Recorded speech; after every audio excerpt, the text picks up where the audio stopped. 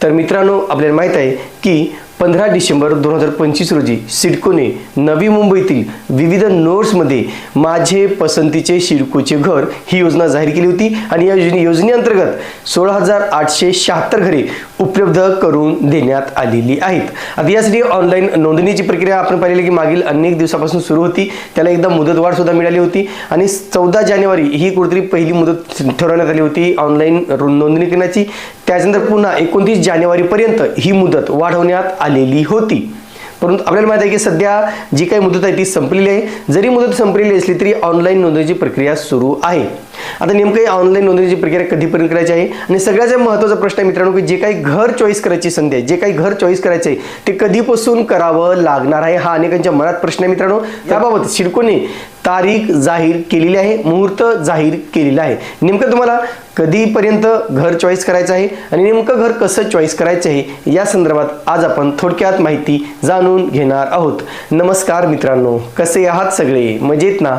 स्वागत आहे आपल्या सर्वांचं या यूट्यूब चॅनलवरती, ज्याचं नाव आहे आरके प्रॉपर्टी न्यूज।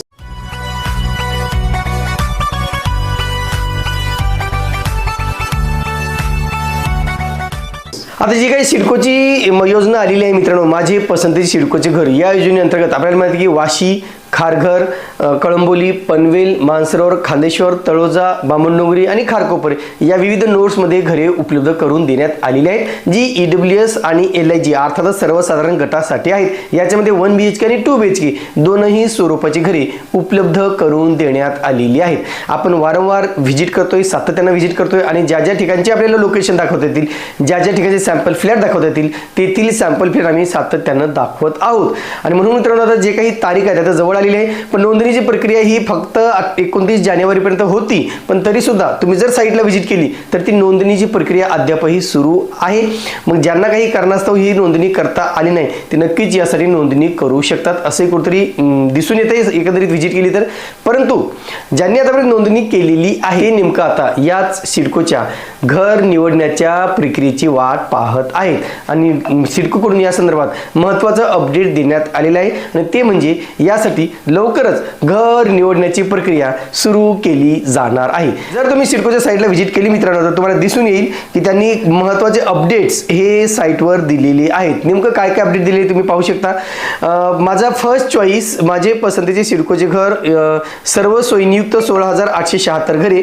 यासाठी महत्त्वाचं काय बघा, वाशी, बामणडोंगरी, खारकोपर, खारघर, तळोजा, मानसरोवर, खांदेश्वर, पनवेल आणि कळंबोली 11 प्रथम प्राधान्य निवड प्रक्रियेसाठी विंडो बघा, प्राधान्य निवड प्रक्रियेची विंडो 11 ते 28 फेब्रुवारीपर्यंत खुली राहील। म्हणजे 11 तारखेला तुम्हाला सकाळी घर चॉईस करण्यासाठी लिंक दिली जाणार आहे किंवा ही लिंक ओपन केली जाणार आहे। तुम्ही तुमच्या लॉग इन मध्ये जाऊन यासाठी घर निवडण्याची प्रक्रिया पूर्ण करू शकता। तारीख लक्षात घ्या मित्रांनो, 11 फेब्रुवारी पासून ते 28 फेब्रुवारीपर्यंत तुम्हाला यासाठी ऑनलाईन घर निवडण्याची प्रक्रिया सुरू राहणार आहे। याच दरम्यान तुम्हाला तुमचं घर निवडायचं आहे, म्हणजे तुमचं इमारत असेल, मजला असेल, तुम्हाला निवडण्याची संधी नक्कीच मिळणार आहे आणि म्हणून तुम्हाला तुमच्या आवडीप्रमाणे या ठिकाणी उपलब्ध असलेल्या ठिकाणी घरे घेण्याची संधी उपलब्ध झालेली आहे किंवा मिळणार आहे। आता सगळ्यात महत्त्वाचं मित्रांनो की यासाठी जे काही ऑनलाईन प्रक्रिया आहे ती कशी असणार आहे, तुम्हाला नेमकं घर कसं निवडायचं, काय प्रक्रिया असणार आहे हे आपण पाहूया एका ग्राफिकच्या माध्यमातून। चला तर मित्रांनो, आपल्याला माहिती आहे की नुकतीच सिडकोने माझे पसंतीचे सिडकोचे घर ही योजना जाहीर केलेली आहे। आता त्याची जे काही फक्त आपल्याला 12 ते 13 दिवस राहिले मित्रांनो, 10-12 दिवस आहेत यासाठी ऑनलाईन अर्ज करण्यासाठी। आणि माझा फर्स्ट चॉईस नवी मुंबईमध्ये माझे पसंतीचे सिडकोचे घर अशी ती योजना आहे आणि या योजनेचे बुकलेट जे काही माहिती पुस्तिका जे काही आहे त्याच्या अनुषंगाने आपण वेगवेगळी माहिती पाहत आहोत।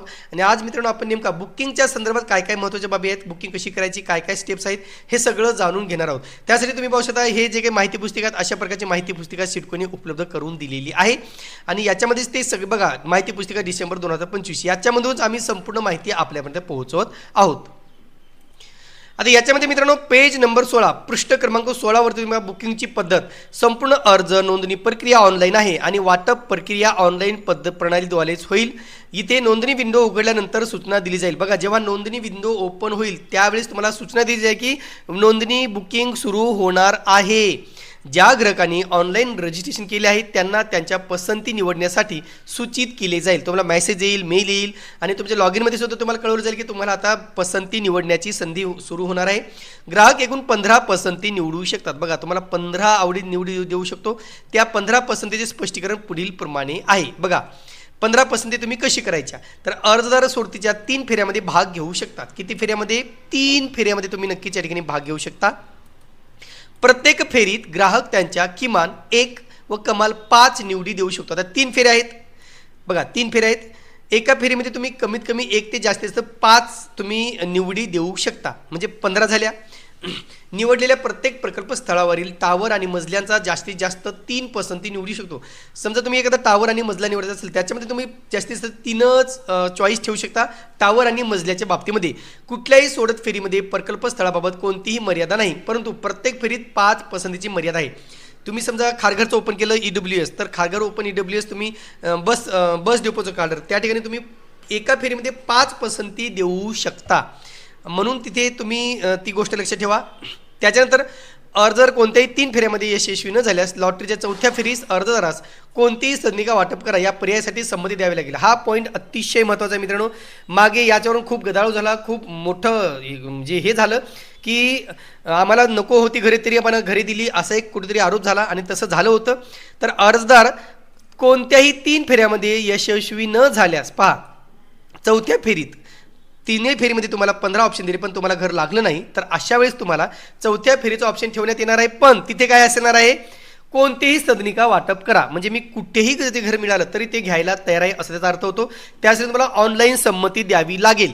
या फेरीमध्ये अर्जदार पुढीलपैकी कोणत्याही पर्याय निवडू शकतो. बघा, इथे तुम्ही कोणताही पर्याय निवडू शकता. कोणता पर्याय असणार आहे? माझ्या पसंतीच्या ठिकाणी कोणतीही सदनिका वाटप करा. बघा, माझ्या पसंतीच्या ठिकाणी कोणतीही सदनिका वाटप करा किंवा या योजनेअंतर्गत कोणत्याही ठिकाणी कोणतीही सदनिका वाटप करा. या स्कीममधले कुठल्याही ठिकाणी, म्हणजे तळोजा असेल, खारघर असेल, कुठे जिथे असेल तिथे तुम्हाला ते सदनिका वाटप करू शकतात किंवा कोणतीही सदनिका वाटप करण्यास इच्छुक नाही. एक दुसरा ऑप्शन कसं नाही की मी कोणतीही सदनिका वाटप करण्यास इच्छुक नाही असं जर केलं तर मग तुम्हाला तुम्ही या लॉटरीतून बाद होऊ शकता किंवा तुम्हाला ते घराची पुढे मग तुम्ही मागच्या कसं झालं की ज्यांना बामण डोंगरेल घरे पाहिजे त्यांना वाशीला घरी मिळाली. त्याचं कारण हेच होतं मित्रांनो की तुम्ही या ठिकाणी आता आपल्याला तो ऑप्शन दिला जाईल, मला कोणतीही सदनिका घेण्यास इच्छुक नाही. जर तुम्हाला 3 राऊंडमध्ये घर नाही मिळालं तर तुम्हाला तो ऑप्शन आहे की तुम्हाला आम्ही इच्छुक नाही, तुम्ही त्याच्यातून बाहेर पडू शकता.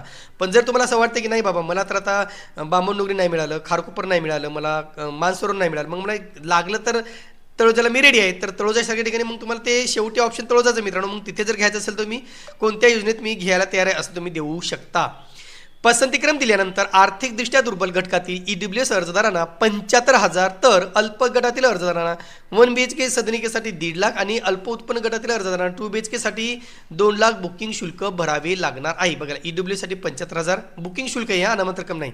नंतर 1.5 लाख रुपये तुम्हाला बुकिंग शुल्क भरावं लागणार आहे LIG 1 साठी आणि LIG 2 BHK साठी 2 लाख रुपये तुम्हाला बुकिंग अमाऊंट या ठिकाणी भरावं लागणार आहे. म्हणजे तो कन्फर्मेशन होऊ शकतो की आम्हाला घर घेण्यासाठी आम्ही तयार आहोत, ते कन्फर्मेशनसाठी आहे. बुकिंग विंडो रकमेची विंडो बंद झाल्यावर पात्र ग्राहकांची मसुदा यादी प्रसिद्ध केली जाईल. बुकिंग विंडो बंद होईल, त्याच्यानंतर तुमची यादी प्रसिद्ध होईल. ज्या ग्राहकांची नावे मसुदा यादीत नाहीत ते त्यांच्या हरकती प्रकाशित झाल्यानंतर 7 दिवसाच्या आत त्यांच्या हरकती नोंदवू शकतात.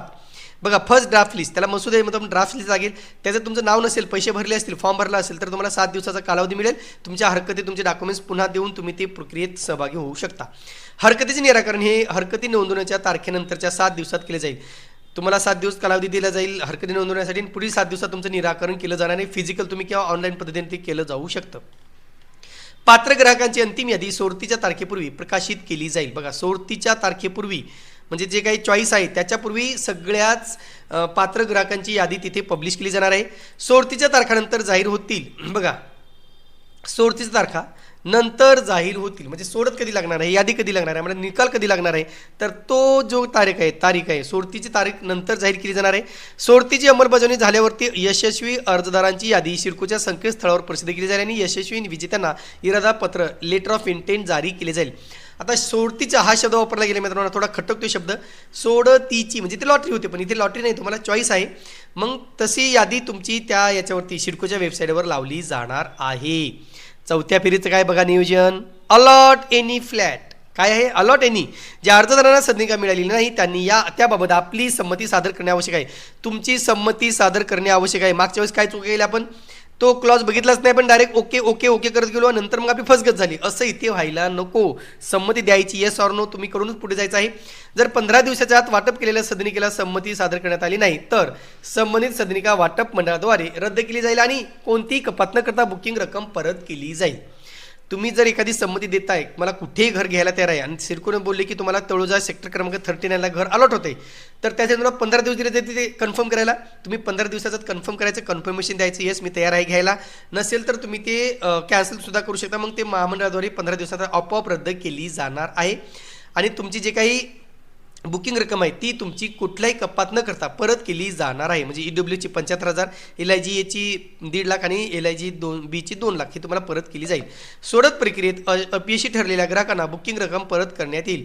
ज्यांना या सोडतीमध्ये घर लागणार नाही त्यांना त्यांची अनामत रक्कम परत करण्यात येणार आहे. दस्तऐवज तपासणीनंतर पात्र ठरलेल्या सर्व अर्जदारांना पुष्टीकरण रक्कम भरण्यासाठी पुष्टीकरण पत्र जारी करण्यात येईल. जे काही कन्फर्मेशन लेटर आहे ते तुम्ही रक्कम भरून तुम्हाला ते जारी केले जाईल. अर्जदाराने सदनिका रद्द केल्यास किंवा दिलेल्या मुदतीपर्यंत पुष्टीकरण रक्कम न भरल्यास त्यांचे PLOI रद्द केले जाईल. अशा परिस्थितीत बुकिंग रक्कम परत करण्यात येईल. मात्र 5,000 GST इतके प्रशासकीय शुल्क वजा केली जाईल. जर मग घर अलॉट झालं, तुम्हाला पुष्टीकरणसाठी बोलावलं गेलं, पुष्टीकरण जारी करण्यात आलं आणि पुष्टीकरण तुम्ही जर दिले नाही मुदतीमध्ये तर तुमचं सगळे पैसे परत केले जातील. 5,000 रुपये तुमचे GST कपात केले जाणार आहेत. यशस्वी अर्जदारांनी पुष्टीकरण रक्कम भरणे आवश्यक आहे. आर्थिकदृष्ट्या दुर्बल घटक 75,000, 1 BHK LIG 1.5 लाख आणि 2 BHK LIG 2 लाख अशी पुष्टीकरण रक्कम तुम्हाला भरावी लागणार आहे. यशस्वी अर्जदारांनी सदनिका वाटप पत्रात नमूद केलेल्या वेळापत्रकानुसार उर्वरित रक्कम भरावी लागेल. आता ज्यांना घरी लागली त्यांना वाटप पत्रात जी काही तारीख त्या वेळेनुसारच तुम्हाला पैसे भरावे लागणार आहेत. सर्व हप्ते यशस्वीपणे पूर्ण झाल्यानंतर करारपत्र पूर्ण केले जाईल. करार प्रक्रिया पूर्ण झाल्यानंतर घराच्या हस्तांतरणाची प्रक्रिया सुरू केली जाईल. हस्तांतरणाच्या दिवशी घरमालकांना त्यांच्या घराची चाबी सुपूर्द केली जाईल. जेव्हा OC येईल, जेव्हा ह्याचं सगळी करारपत्र पूर्ण होतील त्याच्यानंतर तुम्हाला त्या घराची चाबी दिली जाणार आहे. आर्थिकदृष्ट्या दुर्बल घटक प्रवर्गातील अर्जदारांच्या बाबतीत महामंडळामार्फत कराराची अंमलबजावणी करण्यापूर्वी लाभार्थ्यांना त्यांचा PMAY MIS पोर्टलवर अपलोड करणे अनिवार्य आहे. PMAY MIS पोर्टलवरून वाटपपत्र यशस्वीरित्या तयार होऊन त्याची पुष्टी झाल्यानंतर करार प्रक्रियेस प्रारंभ करण्यात येईल. आता जे PMIचं बेनिफिट घेतात त्यांचं तुम्ही PMIच्या साईडवर PMAY MIS पोर्टलवर तुम्हाला ते अपलोड करायचे डॉक्युमेंट सिडकोचं आणि त्याच्यानंतर त्यांच्याकडून एक कन्फर्मेशन येईल PMAY कडून. ते कन्फर्मेशन आल्याच्या नंतर पोर्टलवरून वाटपपत्र होईल. ते वाटपपत्र मिळाल्याच्या नंतरच तुम्हाला तुमच्या रजिस्ट्रेशनची प्रक्रिया सुरू केली जाणार आहे. तुमचं घर तुमच्या नावावर केलं जाणार आहे. तर एकंदरीत मित्रांनो, जे काही माझी पसंतीची सिडकोची घर योजना आहे त्या योजनेची अधिकृत जे काही घर निवडण्यासंदर्भातली माहिती आहे ती आपल्याला नक्कीच समजलेली असेल. पुढील भागात आपण नवीन विषय घेऊन लवकरच भेटणार आहोत. तुर्तास मित्रांनो इथेच थांबतो. पुन्हा भेटूया एका नवीन व्हिडिओसह. तोपर्यंत आपली रजा घेतो. धन्यवाद.